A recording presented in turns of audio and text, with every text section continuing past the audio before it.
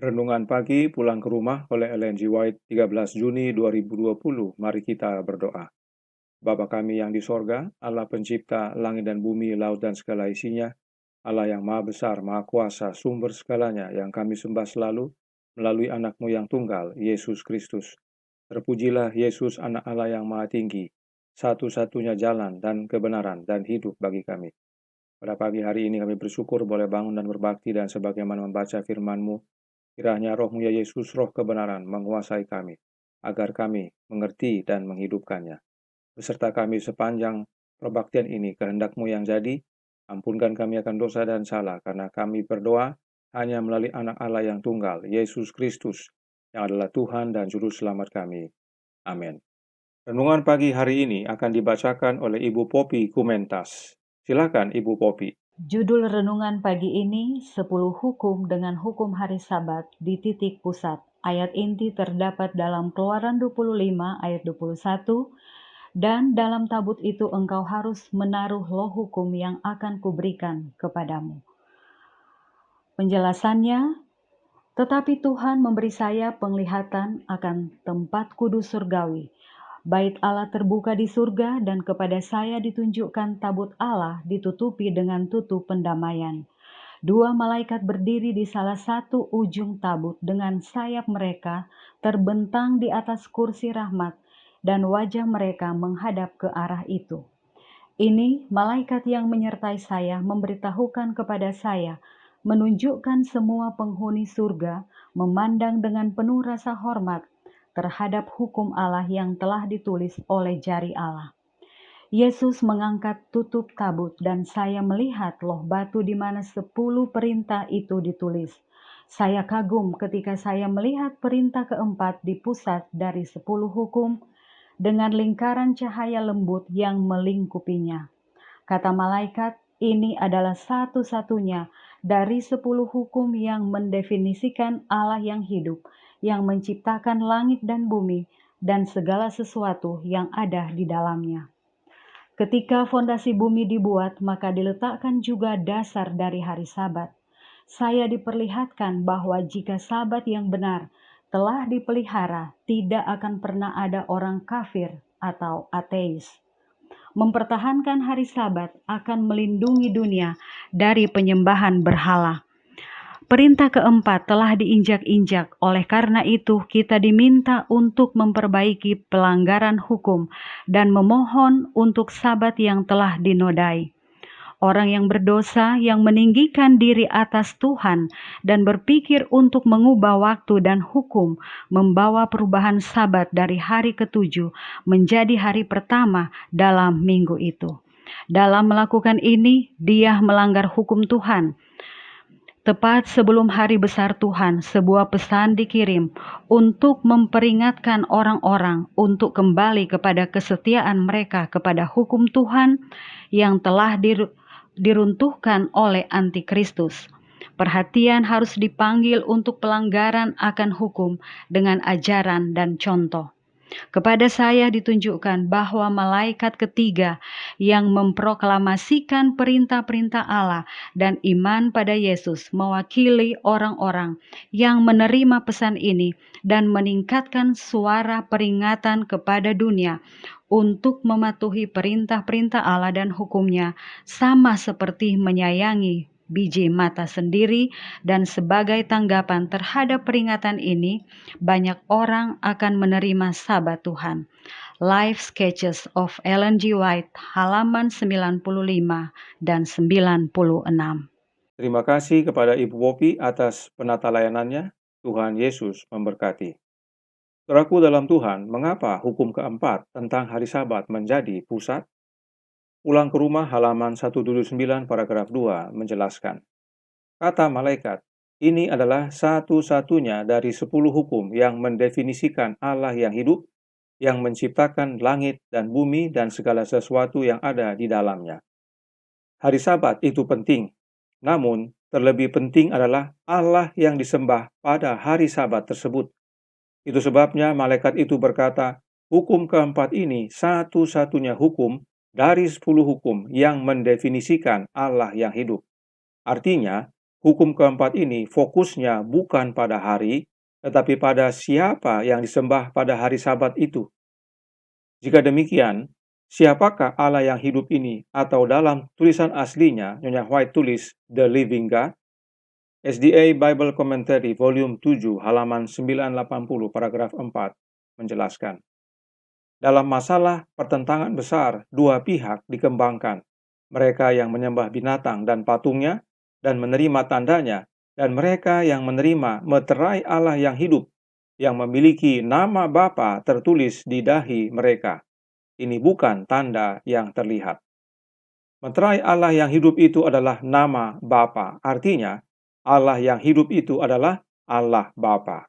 Kemudian, dalam The Spirit of Prophecy, Volume 2, halaman 272, paragraf 1, berkata, Petrus yang selalu siap berbicara menjawab untuk dirinya sendiri dan saudara-saudaranya. Engkau adalah Mesias, anak Allah yang hidup. Dan Yesus menjawab dan berkata kepadanya, Berbahagialah engkau Simon bin Yunus, sebab bukan manusia yang menyatakan itu kepadamu, melainkan Bapa-Ku yang di sorga. Perkataan ini Nyonya White kutip dari Matius 16 ayat 16 dan 17. Jelas bahwa roh nubuat menyatakan bahwa Allah yang hidup adalah Allah Bapa. Bagaimana dengan Alkitab sebagai yang tertinggi? Kisah 14 ayat 15 berkata, Hai kamu sekalian, mengapa kamu berbuat demikian? Kami ini adalah manusia biasa, sama seperti kamu. Kami ada di sini untuk memberitakan Injil kepada kamu, supaya kamu meninggalkan perbuatan sia-sia ini dan berbalik kepada Allah yang hidup, yang telah menjadikan langit dan bumi, laut dan segala isinya. Allah yang menjadikan langit dan bumi, laut dan segala isinya ini disebut Allah yang hidup. Siapakah dia? Tapi sebelum kita lihat siapa dia, masih ada sebutan lainnya dalam Alkitab. Kisah 17 ayat 24 yang berkata, Allah yang telah menjadikan bumi dan segala isinya. Ia adalah Tuhan atas langit dan bumi, tidak diam dalam kuil-kuil buatan tangan manusia. Sebutan lainnya dari Allah yang hidup adalah Tuhan atas langit dan bumi. Semua sebutan ini perlu kita gabungkan karena semuanya berbicara tentang oknum yang sama. Sebab Allah yang hidup adalah Allah yang menjadikan bumi dan segala isinya. Ia juga disebut Tuhan atas langit dan bumi. Kita perlu pastikan jawabannya atas semua pertanyaan ini. Dan jawaban itu kita perlu dapatkan dari otoritas tertinggi, yaitu Yesus Kristus. Karena dialah yang turun dari sorga ke dunia ini untuk menyatakan Bapa kepada kita. Matius 11 ayat 25 berkata, Pada waktu itu berkatalah Yesus, Aku bersyukur kepadamu, Bapa, Tuhan langit dan bumi, karena semuanya itu engkau sembunyikan bagi orang bijak dan orang pandai, tetapi engkau nyatakan kepada orang kecil. Yesus sangat jelas menyatakan siapa Tuhan atas langit dan bumi, yaitu Allah Bapa, Bapanya. Jadi Allah yang hidup dan yang disebut juga Tuhan atas langit dan bumi adalah Allah Bapa.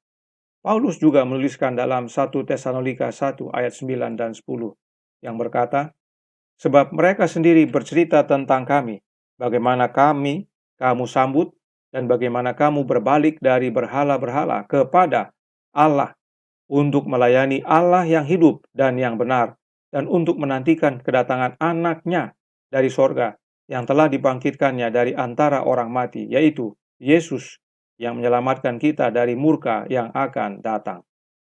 Allah yang hidup tersebut punya anak, yaitu Yesus Kristus. Tidak heran Yesus panggil Allah yang hidup itu Bapa. Perhatikan, Allah Bapa disebut Allah yang benar juga. Kita kembali melihat doa Yesus yang tercatat dalam Yohanes 17 ayat 3. Inilah hidup yang kekal itu, yaitu bahwa mereka mengenal Engkau satu-satunya Allah yang benar dan mengenal Yesus Kristus yang telah Engkau utus. Ayat ini adalah bagian dari doa Yesus kepada Bapanya, dan dia menyebut Bapanya satu-satunya Allah yang benar. Jadi jelas bahwa di dalam Alkitab, Allah yang hidup itu adalah Allah Bapa. Roh nubuat juga menyatakan hal yang sama. Karenanya, Hukum keempat itu menjadi pusat karena itulah satu-satunya yang mendefinisikan tentang Allah Bapa yang telah menjadikan langit dan bumi dan segala isinya. Inilah pekabaran malaikat pertama. Wahyu 14 ayat 6 dan 7. Dan aku melihat seorang malaikat lain terbang di tengah-tengah langit dan padanya ada Injil yang kekal untuk diberitakannya kepada mereka yang diam di atas bumi dan kepada semua bangsa dan suku dan bahasa dan kaum. Dan ia berseru dengan suara nyaring, takutlah akan Allah dan muliakanlah Dia, karena telah tiba saat penghakimannya, dan sembahlah Dia yang telah menjadikan langit dan bumi dan laut dan semua mata air. Apakah kita diminta menyembah hari atau menyembah Allah? Ayat ini meminta kita untuk takut akan Allah, yaitu Allah Bapa, muliakan Dia, yaitu Allah Bapa, sebab telah tiba saat penghakimannya, yaitu penghakiman Allah Bapa, dan sembahlah Dia, yaitu sembahlah Allah Bapa. Ini pentingnya hari Sabat. Kita dipimpin untuk mengenal satu-satunya Allah yang benar, dan menyembah Dia, yaitu Allah Bapa. Nah, meskipun Allah Bapa yang telah menjadikan langit dan bumi dan laut dan semua mata air, namun pelaksananya adalah Anaknya yang tunggal. Ibrani 1 ayat 2 berkata, maka pada zaman akhir ini Ia telah berbicara kepada kita dengan perantaran Anaknya yang telah Ia tetapkan sebagai yang berhak menerima segala yang ada. Oleh Dia, Allah telah menjadikan alam semesta. Allah Bapa berbicara di dalam Anaknya dan menjadikan alam semesta oleh Anaknya. Itu sebabnya Markus 2 ayat 28 katakan bahwa Yesus adalah Tuhan atas hari Sabat. Sebab oleh Dialah Allah menjadikan segala sesuatu. Itu sebabnya kuasa yang mengubah hukum keempat bukan sekedar mengganti hari dari Sabat hari ke-7 kepada hari pertama, hari Minggu. Bukan ini masalah utamanya, tetapi tentang siapa yang disembah. Keselamatan Allah Bapa karuniakan hanya di dalam Anaknya, Yesus Kristus. Nah, hari Sabat seharusnya membawa kita kepada pengenalan dan penyembahan kepada satu-satunya Allah yang benar dan kepada Anaknya yang Dia utus. Sebab mengenal keduanya adalah hidup kekal. Inilah hubungannya hari Sabat dengan keselamatan. Karenanya yang pertama dan terutama kita harus mengenal Allah yang hidup tersebut. Dia adalah Allah Bapa. Maka dijamin kita tidak salah hari perbaktian. Kita pasti berbakti pada hari Sabat hari ke-7. Sebab Sabat adalah satu-satunya hukum dari 10 hukum yang mendefinisikan tentang Allah yang hidup, Allah Bapa. Itulah sebabnya dia menjadi pusat 10 hukum. Nah, bagaimana dengan hari pertama, hari Minggu? Siapakah yang disembah?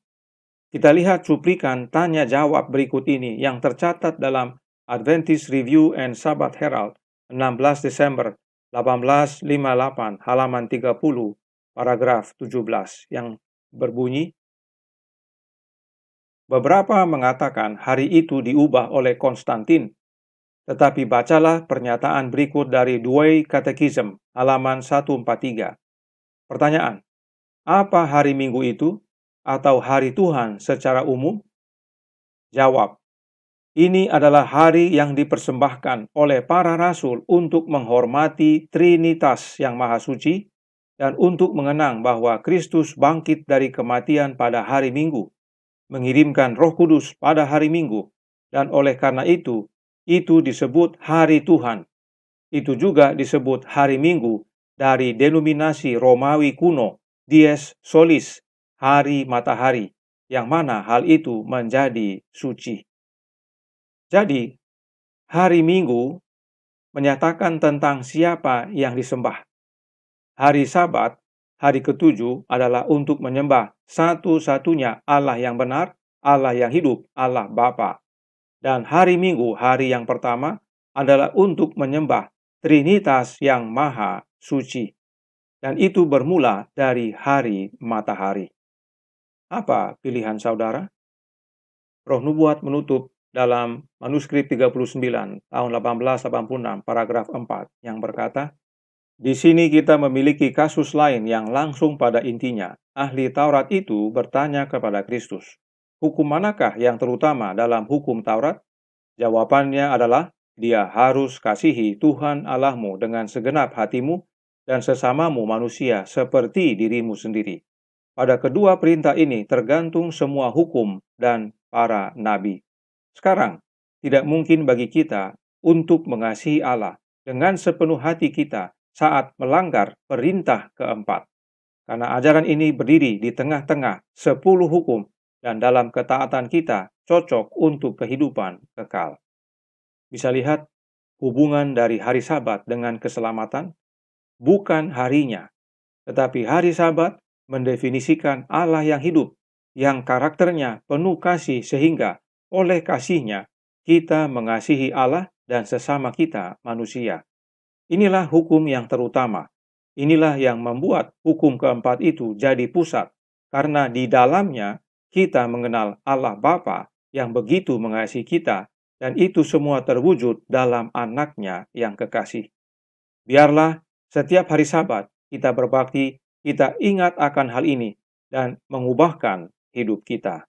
Selamat Sabat, Tuhan memberkati. Saya bawa dalam nama Yesus. Amin. Mari kita berdoa. Bapa kami yang di sorga, Allah pencipta langit dan bumi, Allah yang kami sembah selalu melalui anak-Mu yang tunggal, Yesus Kristus. Allah yang adalah satu-satunya Allah yang benar, Allah yang hidup, yang kami sembah pada setiap hari Sabat, hari ke-7. Tuhan, biarlah kebenaran ini menjadi bagian hidup kami, karena ini yang mendefinisikan siapa Allah yang hidup yang kami patut sembah. Karena daripadanya lah bersumber kasih itu dan bersumber keselamatan itu. Beserta kami sepanjang hari Sabat ini, kehendak-Mu yang jadi, ampunkan kami akan dosa dan salah. Karena kami berdoa hanya dalam anak Allah yang tunggal, Yesus Kristus, yang adalah Tuhan dan Juru Selamat kami. Amin.